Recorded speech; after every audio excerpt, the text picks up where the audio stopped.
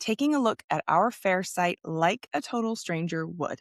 They're landing on your page for the very first time, and they have about 15 seconds of patience before they click away to the next brand on Faire. That's who your shop has to speak to. Hey there, and welcome to the Wholesale Huddle. I'm Stephanie Smith, busy mom of three, founder of Product Partner Co., and owner of Birch House Games and Gifts, a handmade wooden board game company doing multi-six figures on the wholesale platform Faire. Each episode I share from my own firsthand experiences, or I sit down with other wholesale sellers who are actively building and thriving on Faire. We dive deep to talk about what's working, what's not, and the lessons we're learning along the way. There's no one-size-fits-all approach to wholesale, but learning about what's working for other sellers can help us make better decisions in our own businesses. So get cozy, grab your favorite notebook, and come join our Wholesale Huddle. Hey, Faire friends. Welcome back to the Wholesale Huddle and week 3 of our summer market prep series.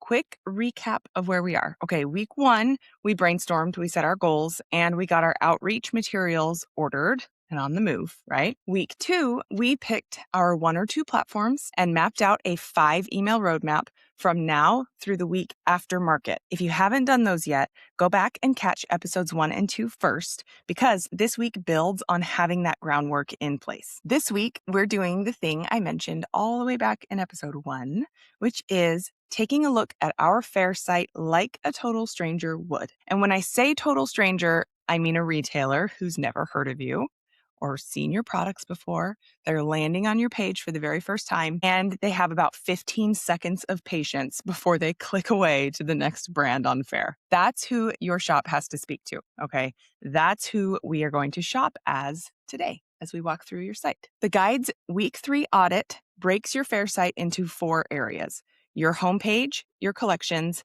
your existing products, and your new products. So we're going to go section by section because each one really plays a different role in what a retailer decides when they land on your shop. So we're going to start with the homepage because it's doing the most work. It's doing the heaviest lifting when it comes to the impulsivity and the quick decision making that the retailers are making on Faire. Your homepage is your first impression. It's carrying a lot. It has your cover photo, your profile photo, your about section, your lead time, your MOQ information.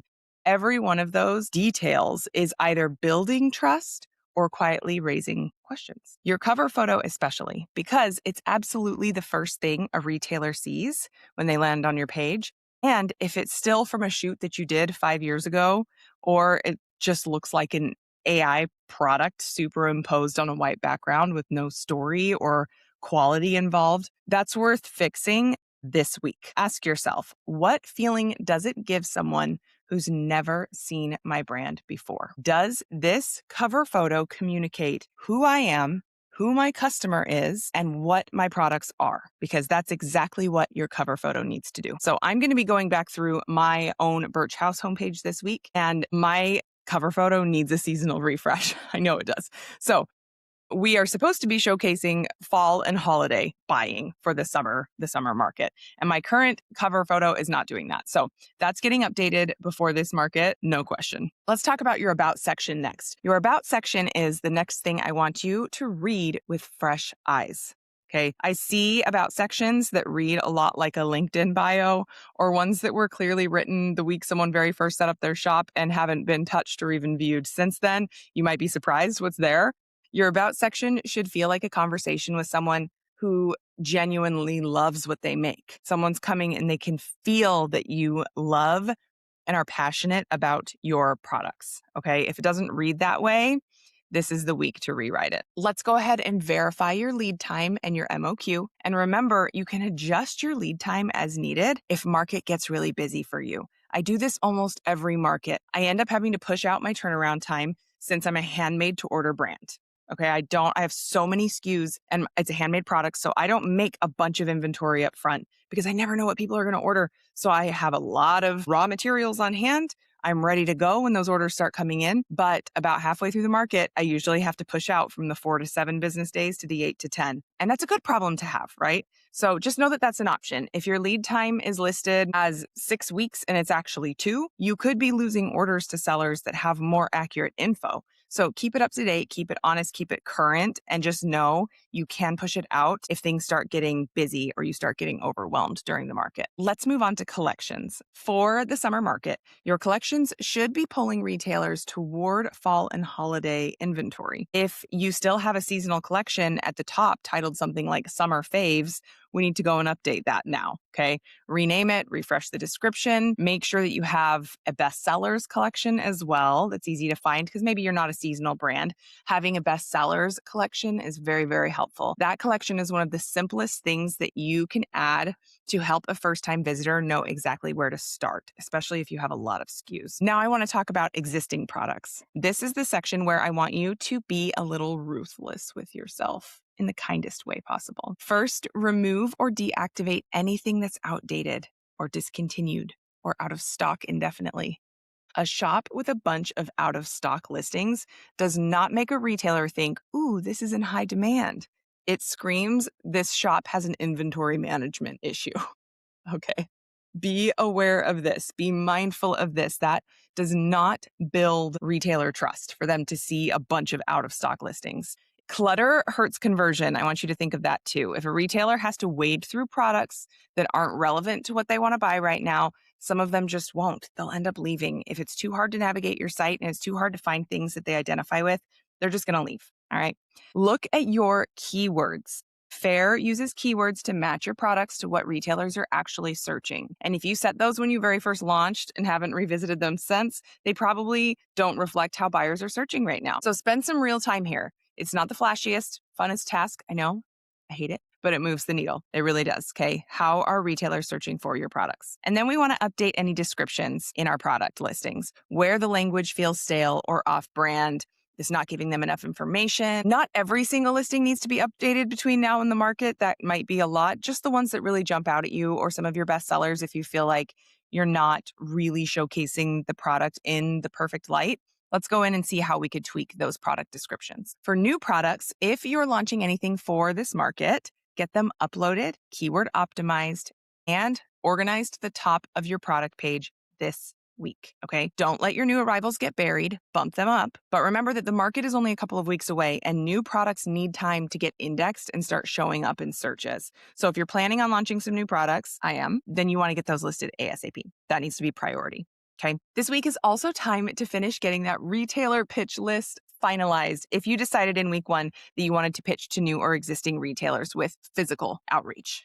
The guide breaks this into 2 buckets: new retailers to research and pitch, and existing retailers to re-engage. For new retailers, just do a little research. Who's the right fit for your product and price point? Okay, price point. What kind of store carries brands that complement yours? Get really specific in that research so that you can make these pitches count. It is not worth sending physical outreach to stores that are not the right fit. For your existing retailers, remember, this is a warm list. They've already ordered from you. It is always easier to reconvert a former buyer than it is to get a new one. They already trust you. So a personal note, a quick DM, even just a, hey, we've got something new coming for fall and I thought of your store. That kind of outreach lands so differently than a mass email. So be sure you're using it. And that's what I'm using my postcards for. Okay. I'm pulling my top list of retailers this week. Specifically, I've exported a list of retailers that have ordered more than 3 times, and most recently within the last 12 months. Those are the relationships that I am most wanting to deepen and kind of re-engage with going into this market.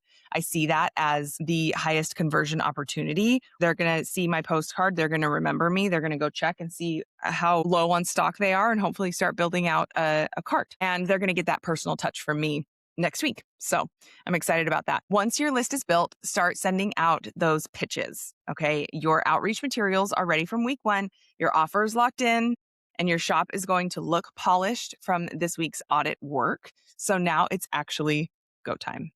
So that is your week 3 assignment. Audit your site as though you are a complete stranger. Build or refine, solidify your pitch list, and start getting those sent out. One more thing before I let you go that I'm very excited about. I'm going to go live this Friday night, July 10th, to do my own shop updates for the market. This is going to be just kind of a chill, low-key co-working session, but also with kind of a Q&A component. So if you are like, I need to make these updates, but I just don't even really know what I'm doing, I'm doing it alone and I don't feel confident in what I'm doing, come join. I'm going to do a live. Like I said, I will be doing my own updates, but I'll be there to answer any questions. Okay. You can join, you can get live feedback on some of the things that you're thinking about doing. I'm happy to chime in. This is going to be happening in the Facebook group. So if you aren't already there, the link is in the show notes for you so that you can join. If I can figure out the tech side, I will also stream it to Instagram, but I'm not very tech savvy. So we'll figure that out. If you'd rather have that same kind of deep dive on your own shop privately, my Faire website audit is exactly there for that as well. I go through every section we talked through today. I record a fully personalized video with everything I find, everything. I mean, it is a comprehensive, 30 to 40 minute video that I send you of me walking through your site. And I send it back to you with clear next steps. I've helped hundreds and hundreds of sellers tighten up their shops this way, and it's been really, really helpful for them. There's really nothing like seeing your own page through fresh eyes. It can be a little uncomfortable sometimes, honestly, but I'll put the link for that in the show notes as well. Next week, we are in the final stretch, 1 week out from market, and we're going to make sure that you're ready. Okay. Until then, you've got a Faire biz bestie in your corner. We're in this together, and I'm cheering you on always. One more thing before I go. If you're looking for more ways to grow together, that's exactly what I'm here for. Head to productpartnercode.com to see how we can team up from quick wins to full Faire makeovers, and come hang out with me on Instagram at productpartnerco. I'm sharing real talk and real strategy there every week. Cheering you on always.